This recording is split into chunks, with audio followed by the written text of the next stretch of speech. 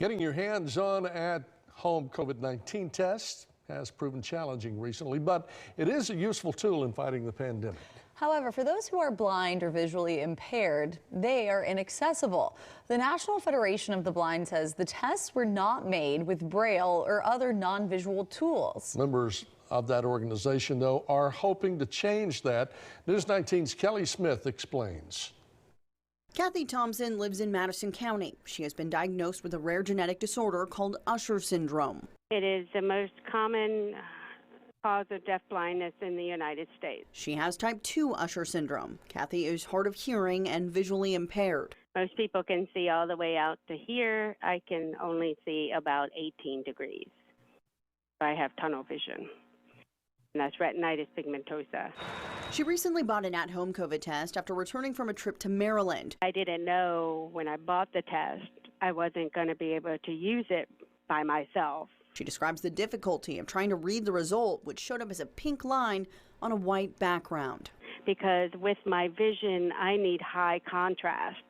And a pink line on a white background is not high contrast. I had to have someone here at the house who could read the test results. Having to call another person to read test results can obviously place them at risk if the test is positive. Improving accessibility of at-home COVID-19 tests is a priority for the National Federation of the Blind. Huntsville chapter leaders explain the civil rights group's efforts. Our president, Mark Riccobono, sent a letter on January 3rd to President Biden requesting him to work with the National Federation of the Blind as a partnership, as he said in the letter, to work together to find a way that we could make these tests accessible for all Americans, including blind Americans. This is not that hard to do. It's just a matter of thinking before we produce these devices. And it's unfortunate that we haven't even heard back from the President of the United States yet on this issue. Huntsville chapter members say there are a number of ways the test could be accessible, and the technology is already used for many other medical devices. This includes providing audio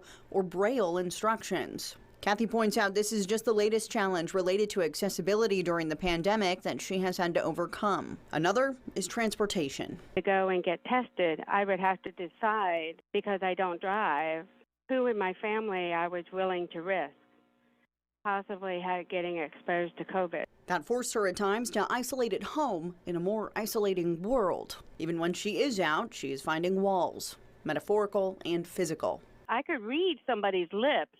I'm fluent in reading lips, but when it's covered up, and what's really bad is when they first started putting those plexiglass things up for the cashiers.